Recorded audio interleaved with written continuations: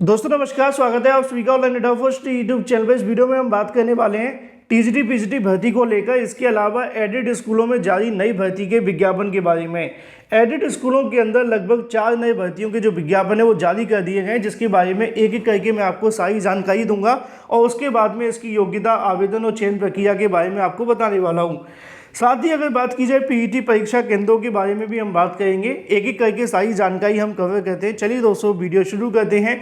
Video को like कर दें, साथ ही शेयर कर दें और चैनल को सब्सक्राइब कर लें, जिससे कि जानकारी आप सभी को ऑनलाइन डेटा फर्स्ट चैनल के माध्यम से रियल ऑथेंटिक सबसे पहले मिलती रहे। चलिए दोस्तों वीडियो शुरू करते हैं और सबसे पहले हम बात करने वाले एडेड स्कूलों के अंदर जारी नई भर्ती के विज्ञापन के बारे में। यहाँ से जो भर्तियों के विज्ञापन जारी कर दिए गए, इसकी जानकारी मैंने आप सभी को पहले भी दी थी और यहाँ पे दोस्तों आप सभी के सामने आवेदन को लेकर पूरी जानकारी आ जाती है। मैं आपको फिर से बता दूं कि आपको इसमें आवेदन करने के लिए ऑफलाइन माध्यम से फॉर्म भरने पड़ेंगे, ठीक है। ऑनलाइन आवेदन नहीं होंगे।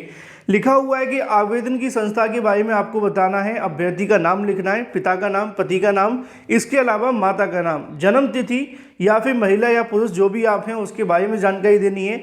अपने वर्ग का चयन करना है, अगर आप ओबीसी, एससी, एसटी या फिर जनरल से हैं या फिर ईडब्ल्यूएस से हैं या दिव्यांग। इसके अलावा लिखा हुआ है कि यहाँ पे अगर बात की जाए क्या आप विवाहित हैं, शादीशुदा हैं या फिर नहीं। इसके साथ ही क्या आप उत्तर प्रदेश के निवासी हैं या नहीं, उसका भी नाम बताना है। जनपद का नाम, राज्य का नाम, इसके अलावा मोबाइल नंबर, ईमेल आईडी और शैक्षिक योग्यताएं। शैक्षिक योग्यताओं के अंदर आपको बताना होगा हाई स्कूल, इंटरमीडिएट, स्नातक की पूरी जानकारी। इसके अलावा कुछ और, लेकिन अब सवाल देखने के लिए मिलता है कि इसके अंदर आवेदन कौन कौन कर सकता है, क्योंकि योग्यताओं के बारे में हम बात कर लेते हैं। योग्यता की अगर बात की जाए तो वो आप सभी को यहाँ से पहला नोटिफिकेशन देखने के लिए मिलता है। कोहरा सुतावर इंटरमीडिएट कॉलेज सुतावर लाल देवैया के माध्यम से लिखा हुआ है कि शासन के इन तमाम पत्रों को ध्यान में रखते हुए 25/11/2021 के अनुपालन में इंटरमीडिएट सुतावर लाल देवैया के माध्यम से सामान्य श्रेणी के एक सहायक लिपिक के नियुक्ति हेतु आवेदन आमंत्रित किए जाते हैं। इसका जो नाम आपको देखने के लिए मिलेगा वो सहायक लिपिक के नाम से जाना जाएगा। वेतनमान की अगर बात की जाए तो 5,200 से लेकर 20,200 देखने के लिए मिलेगा। न्यूनतम अर्हता की अगर बात की जाए तो आपका इंटरमीडिएट होना चाहिए, CCC होना चाहिए टंकन के साथ में। टंकन मतलब आप जानते हैं कि टाइपिंग परीक्षा आपकी देखने के लिए मिलेगी।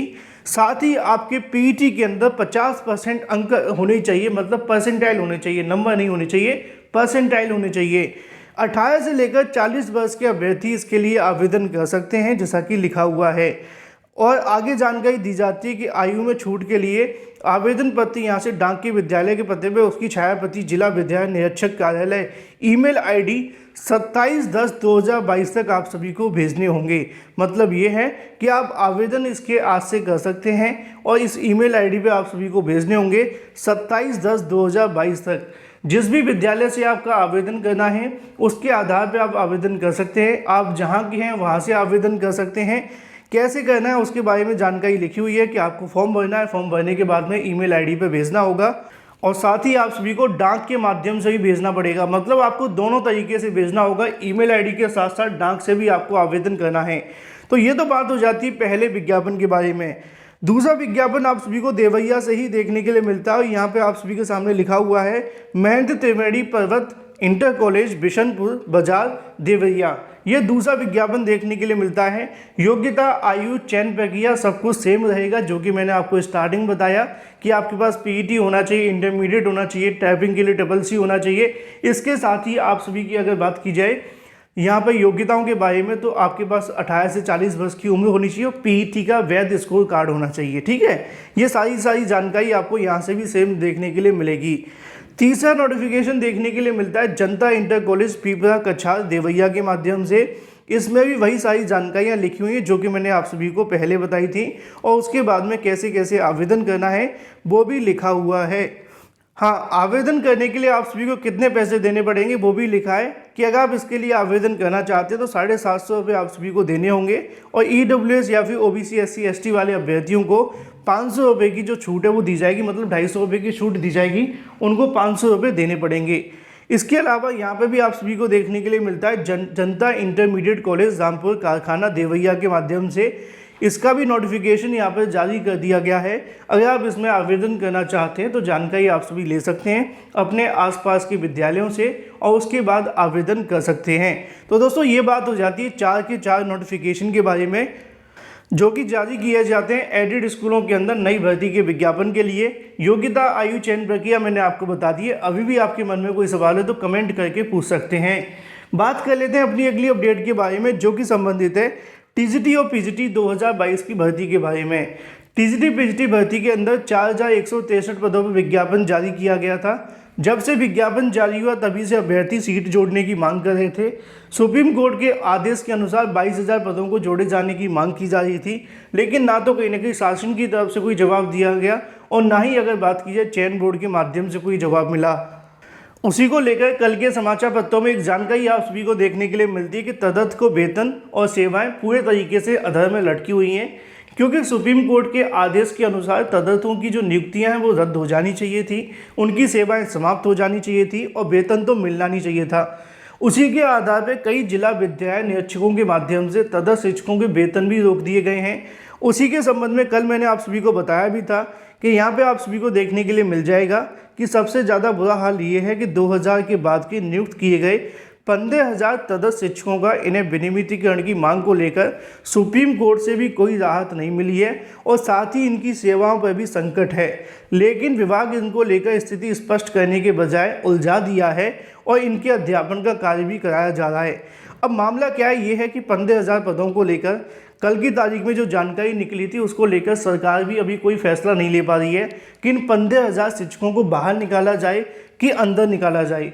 हालांकि इनकी संख्या 22,000 के समथिंग बताई जाती थी सुप्रीम कोर्ट के ऑर्डर के अंदर, लेकिन यहाँ पे 15,000 लिखा हुआ है।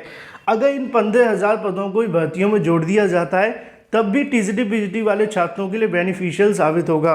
अब उसी के आधार पर अभ्यर्थियों के माध्यम से एक बार फिर से छात्रों की तरफ से चयन बोर्ड के साथ साथ शिक्षा निदेशालय पर दबाव बनाया जाएगा कि जो तदर्थ शिक्षकों के पद खाली हैं उनकी सेवाओं को लेकर अभी सरकार फैसला नहीं ले पा रही है। तत्काल प्रभाव से फैसला लेते हुए इन 15,000 पदों के लिए जो फैसला है वो लिया जाए, जिससे कि टीजीटी पीजीटी के अंदर 13 से 14 लाख अभ्यर्थी जो एक एक सीट की लड़ाई लड़ रहे हैं उनको थोड़ी सी राहत मिल सके। आगामी समय के अंदर कई छात्र संगठनों के माध्यम से टीजीटी पीजीटी भर्ती को लेकर यहाँ पे 15,000 पदों को जुड़वाए जाने के लिए शासन के ऊपर दबाव बनाया जाएगा, क्योंकि सुप्रीम कोर्ट के आदेश के अनुसार अब तक तदर्थ शिक्षकों की नियुक्ति खत्म हो जानी चाहिए थी, लेकिन सरकार कहीं ना कहीं उनके लिए कोई ना कोई रास्ता निकालने का प्रयास कर रही है। कई राजनीतिक दबाव भी देखने के लिए मिलते हैं, जिसके चलते सरकार भी चाहती है कि तदर्थ शिक्षकों को भी बेनिफिट दिया जाए। लेकिन एक बार फिर से अभ्यर्थियों के माध्यम से इन 15,000 पदों को जुड़वाए जाने की जो मांग है वो शुरू की जाएगी और फिर से शिक्षा निदेशालय और चयन बोर्ड पर धरना प्रदर्शन देखने के लिए मिल सकते हैं। बात कर लेते हैं अपनी अगली अपडेट के बारे में जो कि संबंधित है पीईटी परीक्षा केंद्रों के बारे में। जैसा कि आप जानते हैं पीईटी परीक्षा केंद्रों में बदलाव की मांग की जा रही है। अभ्यर्थियों के माध्यम से लगातार ट्वीट किए जा रहे हैं। छात्र संगठनों के माध्यम से सीएम योगी को 2 से 3 नए लेटर भेजे गए हैं, लेकिन सवाल ये है कि क्या अब परीक्षा केंद्रों में बदलाव होंगे कि नहीं होंगे। तो इसके बारे में आयोग के एक अधिकारी से जानकारी मांगी गई कि क्या पीईटी परीक्षा केंद्रों को लेकर आयोग कोई विचार कर रहा है या फिर अभ्यर्थियों के लिए कुछ भी सोचने के लिए तैयार नहीं है।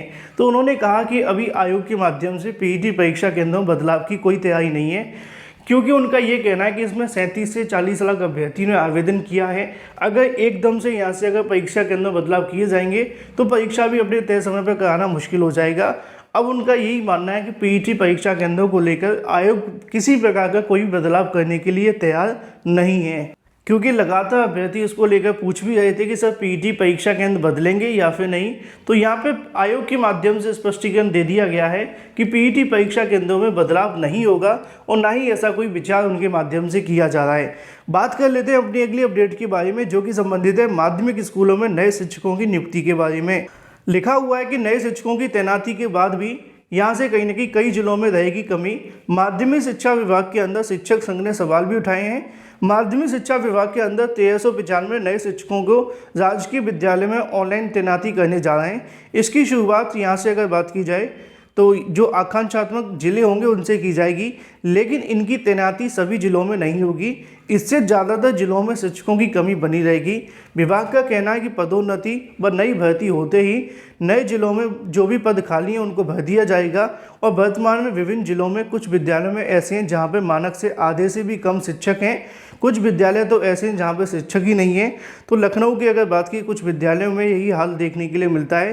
राजकीय शिक्षक संघ रामेश्वर पांडे कहते हैं कि छोटे छोटे जिलों में बड़ी संख्या में पद खाली हैं और भी तमाम ऐसे जिले हैं जहाँ के नाम लिखे हुए हैं, लेकिन शासन का दावा ये है कि उनके माध्यम से प्रयास किया जाएगा जो 1395 नए शिक्षकों उनकी नियुक्ति करके रिक्त पदों को भर दिया जाए। लेकिन असल मायनों में यही है कि जो पुराने पद खाली पड़े हों जब तक वो नहीं भरे जाएंगे उनसे कोई फ़ायदा नहीं मिलेगा। वीडियो को लाइक कर दें, साथ ही शेयर कर दें और चैनल को सब्सक्राइब कर लें।